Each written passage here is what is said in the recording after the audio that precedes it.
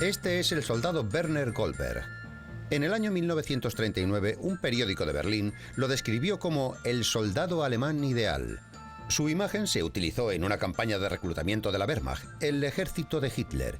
Sirvió en el ejército alemán hasta el año 1940 y fue expulsado a causa de su apellido Goldberg, pues Werner Goldberg, el soldado alemán ideal, era judío. ¿Goldberg? Ese nombre. ¿Tú eres ario? No sé lo que es. Te digo que te levantes. Tú no eres ario. Y yo tendré que preguntarle a mi padre.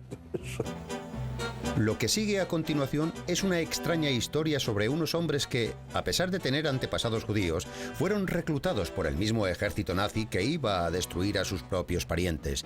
Los nazis los llamaban Misling.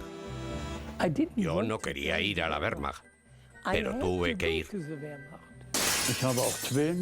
Me ponía los tefilín aquí y aquí.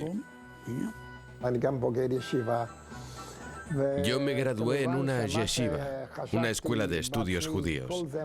Y creo que mi padre o mi madre o alguien de mi familia quería verme vestido con uniforme nazi y una esvástica. La verdad es que yo estaba orgulloso de ser un soldado de sangre parcialmente judía que llegó a ser oficial alemán. Sí, había aspirado a eso. Desde la Edad Media, judíos como Moses Mendelssohn, Heinrich Heine y Albert Einstein habían hecho una contribución significativa a la cultura alemana.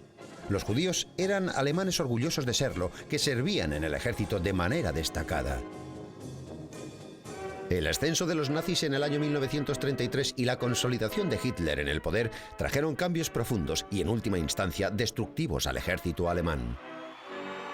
La vida cambió radicalmente para los millones de judíos alemanes y para los parcialmente judíos y sus hijos y parientes. Sobre ellos también practicaron los nazis sus políticas raciales. Las tiendas y comercios judíos fueron boicoteados y muchos fueron obligados a abandonar sus profesiones. La vida se hizo cada vez más difícil para los judíos en Alemania. Los nazis pusieron en práctica las tristemente famosas leyes de Nuremberg del año 1935 que cambiaron los derechos ciudadanos de los judíos. Pero ¿quién era judío según las leyes de Nuremberg del año 1935 y quién podía ser reclutado? Una persona con padre y madre judíos era considerada totalmente judía y no podía entrar en el ejército. Los judíos completos eran expulsados sumariamente. Misling era un término alemán despectivo para referirse a los mestizos. Los Misling sí podían ser reclutados en el ejército. Un medio judío que tenía uno de sus progenitores judíos podía ser reclutado. Las leyes de Nuremberg respondían a dos cosas.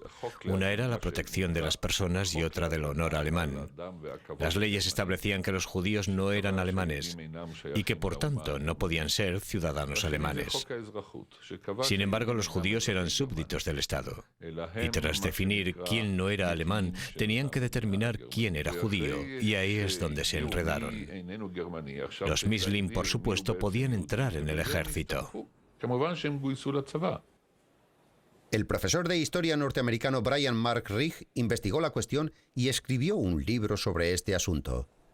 El término Misling se aplicaba a los perros que no eran de pura raza, y era un término terrible. Y cuando los nazis llegaron al poder en 1933, y tras las leyes de Nuremberg de 1935, el término se empezó a aplicar a las personas. Algunos de los hijos de matrimonios mixtos se identificaban con el gobierno nazi, trabajaban para él en todos los sectores y niveles. Algunos permanecieron en el ejército por la seguridad que les proporcionaba. Unos pocos llegaron a ser como el general del ejército del aire Erhard Milch, que fue ayudante del mariscal Hermann Göring. Sabía lo del trabajo esclavo en Auschwitz y lo de los experimentos de Dachau. Era un tipo realmente repugnante, un miembro del partido nazi, pero fue parte de una pequeña minoría de entre esa gente. Muy pocos de los oficiales parcialmente judíos eran como Milch. El comandante Ernest Volk recibió la sorprendente orden de rescatar al sexto rabino de Lubavitch del gueto de Varsovia.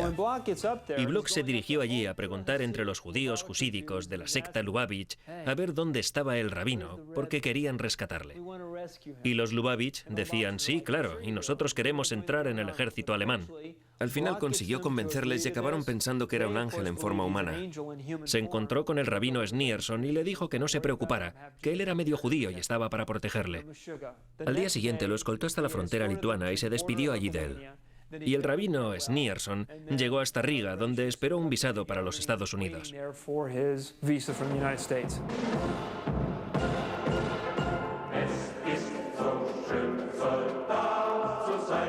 No todos los soldados medio judíos eran de alto rango. Algunos eran soldados corrientes que servían en todos los niveles de las Fuerzas Armadas.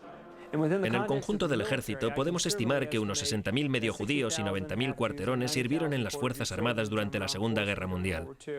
Estas personas se encontraban en tierra de nadie en muchos aspectos. Y es verdad que no eran completamente judíos ni iban a perseguirlos, pero tampoco eran arios y no los trataban como ciudadanos alemanes de pleno derecho.